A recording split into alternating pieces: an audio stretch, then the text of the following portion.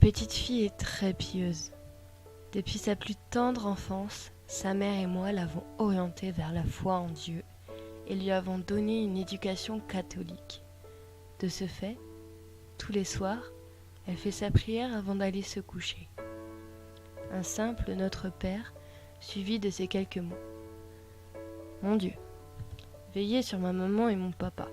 Mais alors que j'allais entrer dans sa chambre pour aller lui souhaiter bonne nuit, un soir, elle était en pleine prière.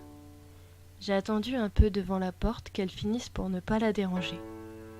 L'habituel Notre Père, puis les quelques mots habituels. Enfin, pas cette fois. Quelque chose avait changé. Mon Dieu, veillez sur ma maman et mon papa, et accueillez mon tonton près de vous. Je suis rentrée et je lui ai demandé pourquoi elle avait parlé de son oncle dans sa prière. Elle m'a juste répondu qu'elle ne savait pas. Ça lui était venu comme ça. Je n'avais pas insisté plus que ça. Mais le lendemain matin, on a retrouvé le frère de ma femme mort chez lui, foudroyé par une crise cardiaque. J'ai immédiatement fait le lien avec la prière de ma fille de la veille. Mais ça ne pouvait être qu'une coïncidence. Alors j'ai gardé tout ça pour moi. Pendant la semaine qui a suivi, j'ai écouté à la porte de la chambre de ma fille ses prières.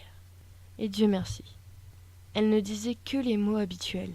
Enfin, jusqu'à la semaine dernière, où, à nouveau, elle avait ajouté quelque chose. Mon Dieu, veillez sur ma maman et mon papa, et accueillez mon papy près de vous. Comme mon beau-père était déjà mort, j'ai immédiatement téléphoné à mon père pour lui demander si tout allait bien. Il m'a assuré que oui, il se sentait en pleine forme, et qu'il était content que je m'inquiète pour lui. J'étais soulagée de voir qu'il n'avait rien, qui laisserait présager à une mort imminente, mais je n'ai quand même pas dormi de la nuit. Le lendemain, mon téléphone a sonné très tôt. Mon père était décédé durant la nuit, d'une crise cardiaque. Je n'en revenais pas. Ce n'était donc pas une coïncidence. Ma fille pouvait prévoir la mort d'un proche. Je ne savais pas par quel miracle ou malédiction la mort de mon beau-frère ainsi que celle de mon père m'avait profondément choquée. Je n'ai parlé de la capacité de ma famille à personne. De toute façon, personne n'allait me croire. Je n'en ai même pas discuté avec elle. Ma fille ne savait sans doute pas la portée de ces paroles. Puis, avant-hier, alors que je faisais ma prière avec elle, elle a de nouveau recommencé. Mon Dieu, veillez sur ma maman et accueillez mon papa près de vous. Je l'ai regardée avec de grands yeux ébahis. Les larmes ont coulé le long de mes joues. Ma fille m'a demandé ce qu'il n'allait pas. Je l'ai serrée dans mes bras en lui disant que ce n'était rien, avant de la mettre au lit. Je me suis préparée cette nuit-là. J'ai fait la paix avec moi-même. J'ai vécu une vie honorable, pieuse. Je savais que c'était le paradis qui m'attendait.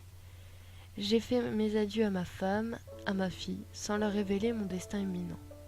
J'ai passé la nuit à prier, et je me suis finalement endormie, pour me réveiller le matin frais comme un gardon.